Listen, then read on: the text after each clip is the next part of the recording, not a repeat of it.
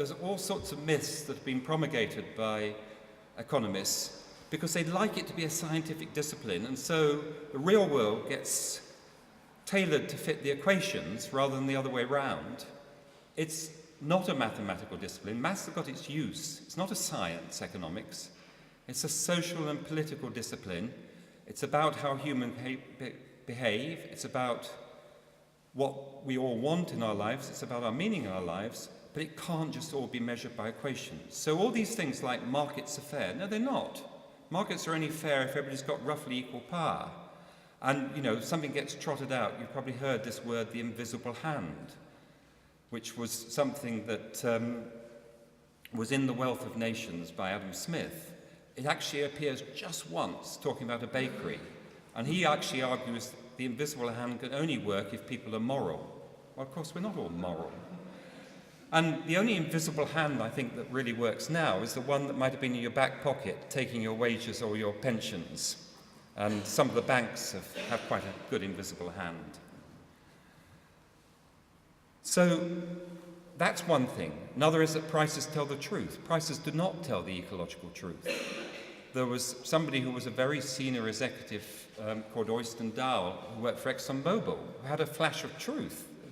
And he said, communism collapsed because it didn't allow prices to tell the economic truth, because they distorted a central market. Capitalism will collapse because it doesn't allow prices to tell the ecological truth, the real truth about what we're using up on the planet. Now, I hope he's wrong, but that's what he said.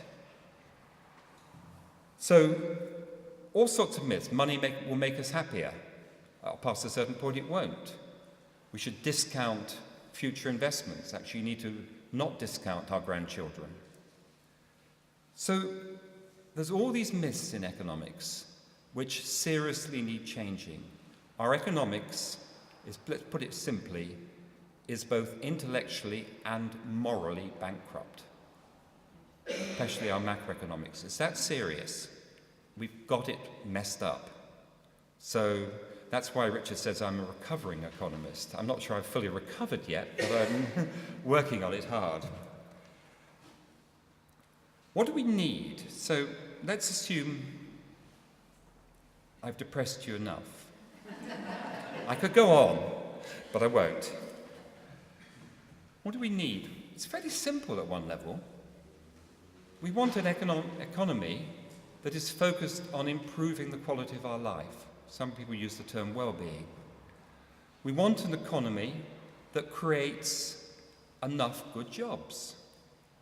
And good jobs mean not something that's paid below the living wage and state help, Medicare and things has to pay, I'm not sure I get my whichever one's the one for under people on low income, has to pick up the wages of people working in Walmart, not the wages, the health care of people in Walmart.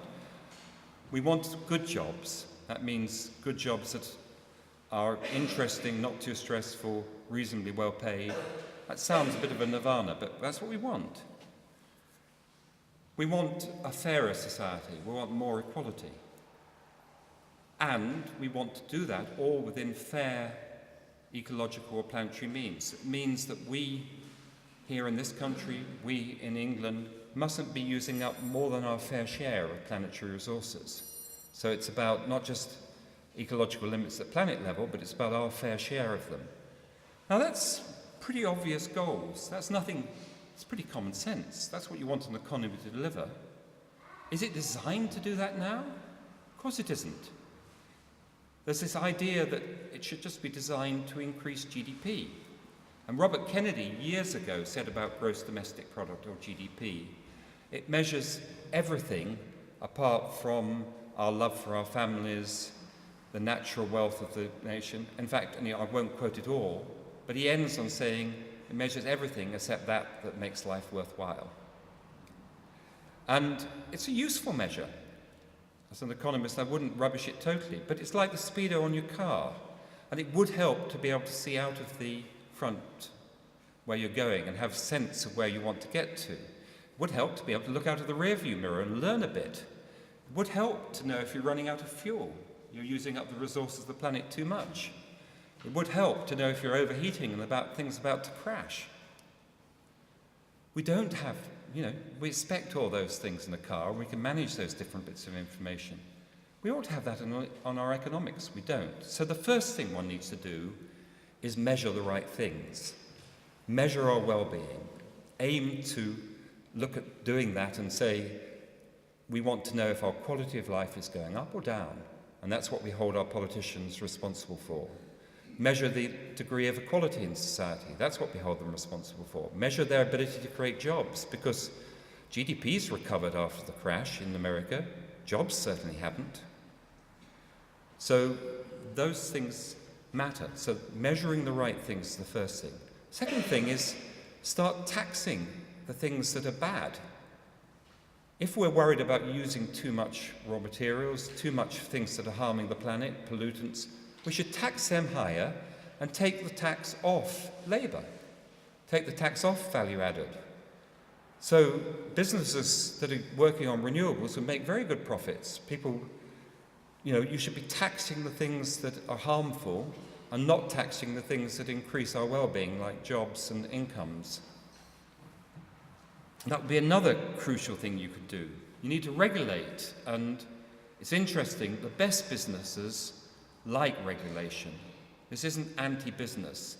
It just doesn't suit some people who the current system suits very well. So the American car companies fought so blooming hard to keep away from environmental regulation for so long that what they managed to do is make themselves like dinosaurs that became extinct. They couldn't, when the Chinese market opened up, they couldn't compete there because the Chinese set higher standards than the American auto companies had been living by. The Japanese cleaned up. It's not even good business, it's stupid. So, we need to regulate. We need companies that reflect all sorts of different models, employee-owned, mutuals, co-ops, and we need to move from a shareholder ownership model to a stakeholder ownership model, but one where you have different people who are involved in the business, the employees, all sorts of people. You need to give a good rate of return on capital to the people putting money in. I'm not against that at all. You need to do that. But you need also to look after the interests of the people who work there, the community they work in, the environment it works in. Again, it's common sense, and some of the best companies are talking that way. And furthermore, there's been this myth peddled by business schools, and I went to business school, which is the purpose of a business is to make improve long-term earnings per shareholder income. That's a pretty boring thing to do, and it doesn't motivate people, even the people who work in that business. The purpose of the business is to provide a good service or something that matters to people, or a good car, or whatever else it might be. And they have to make some money to do it. But we've got means and ends all the time muddled up. So businesses that work for the whole community, and doing business and doing good should not be different. And at the minute, there's still the model, you do your business, you work in a certain way there, you go back and you act in a very different way in your family, and you earn your wealth and then you give it away.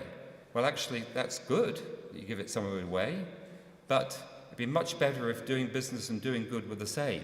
And we need to change it so that that's made much more possible. And lots of people in business want that. It's just the rules don't allow them to at the minute. We want banks, now don't laugh too much here, we want banks that are our servants, that are here to serve us. We want money to be the servant, not the master. And we want banks that are stable, that are fair, that really reach out to the poorest in communities, and which are socially useful. Is that too much to ask? And it's interesting, I'm on a group with somebody who's the Catholic Archbishop of Dublin, and it's appropriate in this hall, because Ireland has been one of the cases where the banks have done more harm than can be possibly imagined. We think it's bad in this country, we think it's bad in my country, and let's be clear, the banks, what's being now sold as excess government expenditure might have been a bit of that, and there certainly wasn't nearly enough government regulation, but what was actually happened was this was a crisis that happened 2 years, 3 years ago, caused by the banks doing crazy things, just gambling with our money. So what was a banking crisis has transformed into a public expenditure crisis. It's not a public expenditure crisis, it's a banking crisis, and we're not dealing with it. And this Catholic Archbishop of Dublin told me a really funny joke that's going around the church circles in Ireland. Apparently, every year, the Irish bankers, all the top heads of the Irish banks, used to go to the World Economic Forum, which is a big summit in Davos in Switzerland, on the same plane. And there used to be endless articles in the newspapers saying, isn't this desperately dangerous for the Irish economy? They're travelling together, and it used to be they ought to be taking separate planes. Well, the joke now going around the Catholic Church in Ireland, according to the Archbishop, is why didn't God strike when he had the chance? A bit mean, but that's the Archbishop saying it. So. And then what we need local food, local energy, community energy supplies, community banks. We need to be investing our pension locally because this is where we live and work. We need, local pensions. We need the right things at the local level, but we also need still to be operating in the global society. So it's not pull the drawbridge up and we'll be okay and forget those people in Africa. It has to be an interdependent society, but those things we can do here, we should do here. But we also need to trade fairly on things that we need to buy, and we also need to recognize that we owe a debt to the poorest people on the earth. Everybody's focused on the debt they owe us for money. We owe an ecological debt because we've used up much of the planetary resources. We owe that to them.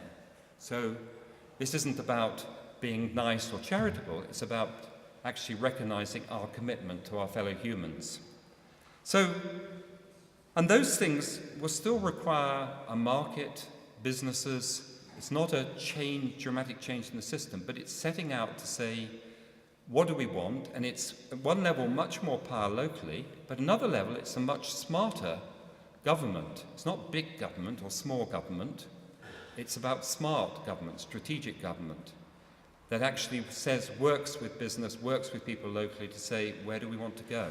And it's not so daft to say, as a country, where do we want to go? Countries like Denmark, ages ago, said we want to be a world leader in wind power, because they're a windy, small nation, often in the North Sea. They were very wise. They are a world leader in wind power, and they've done very well from that. And rather than saying we must protect what we've got, we should be saying, what do we want? As Americans, where do we want to go? So, you might say dream on, and I would say you're absolutely right. Back to Martin Luther King, and I had a dream. Dreams are absolutely vital. We've all got to dream.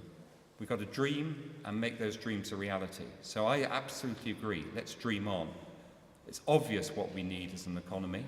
This is what we've got to get. Now we move to the good news. There is real hope. Let's start with actually what's already happening right here in the USA. Let's even start with what's happening right here in Portland.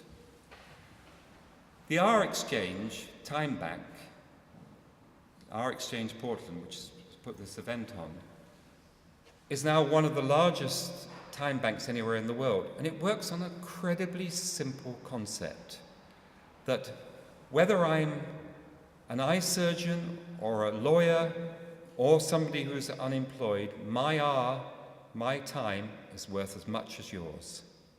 And it works on the idea that people may not have money, but they have time, they have talent, and we've all got talent, and we can exchange that and we can help each other.